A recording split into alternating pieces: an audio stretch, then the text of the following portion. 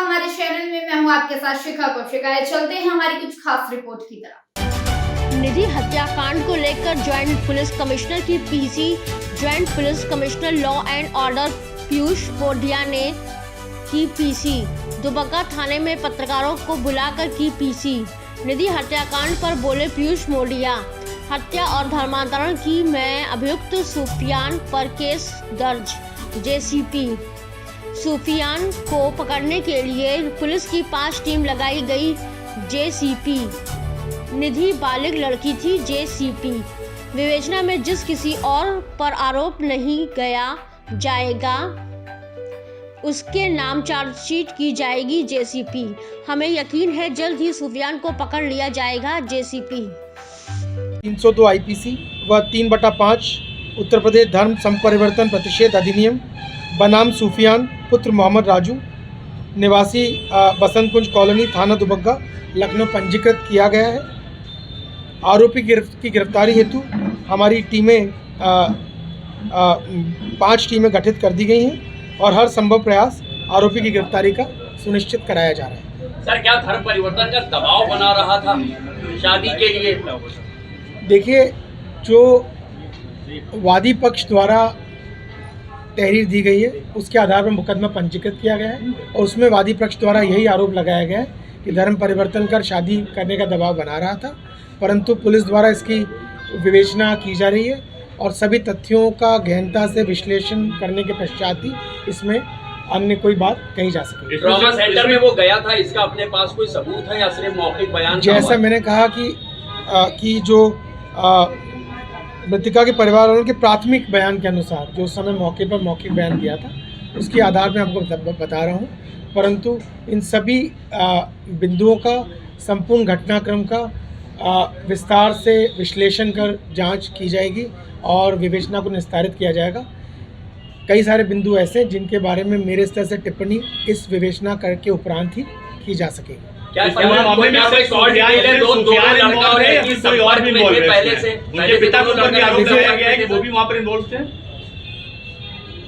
देखिए, जो तहरीर में मुझे मिली है उसके आधार पर मैंने और जो घटनास्थल का निरीक्षण मैंने किया उसके आधार पर मैंने अभी आपको ब्रीफ किया है और जो बातें मैंने बताई हैं इसके अतिरिक्त अन्य सभी बिंदुओं पर विवेचना करने के उपरांत ही कुछ कहा जा सकेगा।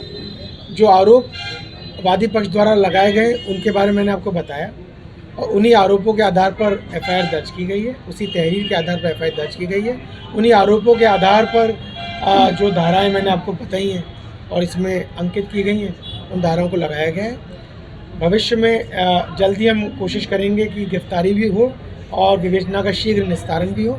अन्य कोई भी बिंदु यदि हमें संज्ञानित होते हैं तो हम उससे आपको भी भलीभांति अवगत कोई मुकदमे भी दर्ज पहले से?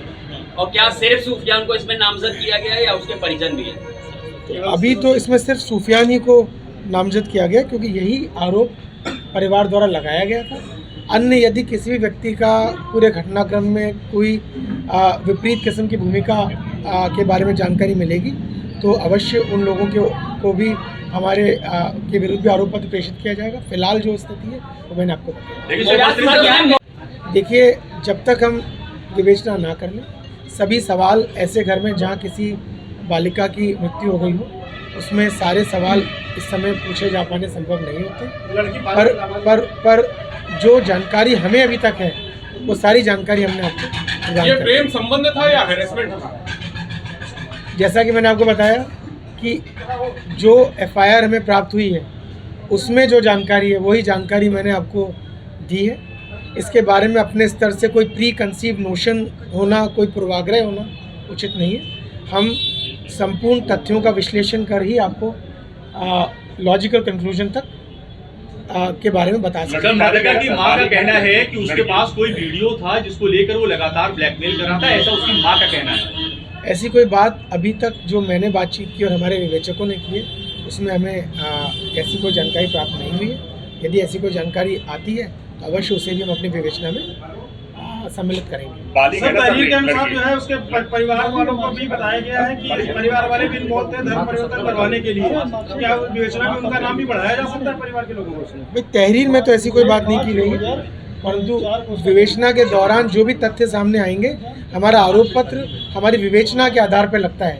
एफआईआर से विवेचना की शुरुआत होती है, तो जो अन्य तथ्य सामने प्रकाश में आएंगे उन तथ्यों के बारे में हम आपको भी अवगत बिल्कुल लड़की करा की देंगे। उम्र के बारे में बता दें, बालिग है ना? बालिग है ना? बालिग लड़की। लड़की बालिग है और लगभग 2004 में उसको 2003 डेट ऑफ बर्थ लिखी है लोग। ठीक है सर, थैंक यू। ठीक है, थैंक यू। Thank you. दिनांक 15 नवंबर को शाम लगभग 7:30 बजे यह सूचना प्राप्त हुई कि बसंत कुंज योजना थाना दुबग्गा लखनऊ के अंतर्गत हूडा कॉलोनी में एक लड़की को उसके पड़ोस में रहने वाले युवक सूफियान के द्वारा 4 मंजिला इमारत से नीचे गिरा दिया गया है। इसी घटना के संबंध में मैं आपको संक्षिप्त विवरण देना चाह रहा हूँ। मृतका डूडा कॉलोनी में अपनी माता और भाई के साथ रहती थी और उसी के पड़ोस में एक ब्लॉक छोड़कर अगले ब्लॉक में सूफियान अपने माता पिता के साथ रहता है। दोनों ब्लॉक की दूरी आपस में लगभग 10 से 15 मीटर है। पड़ोसी होने के कारण दोनों परिवार भी एक दूसरे से पूर्व परिचित हैं।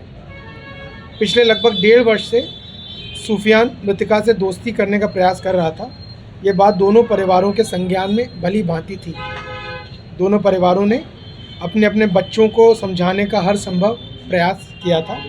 सूफियान द्वारा मृतका से मित्रता करने के संबंध में थाने पर किसी प्रकार की लिखित अथवा मौखिक सूचना मृतका के परिजनों ने पहले कभी नहीं दी थी, क्योंकि उन्हें लगता था कि आपसी प्रकरण है और हम इसे आपस में सुलझा लेंगे।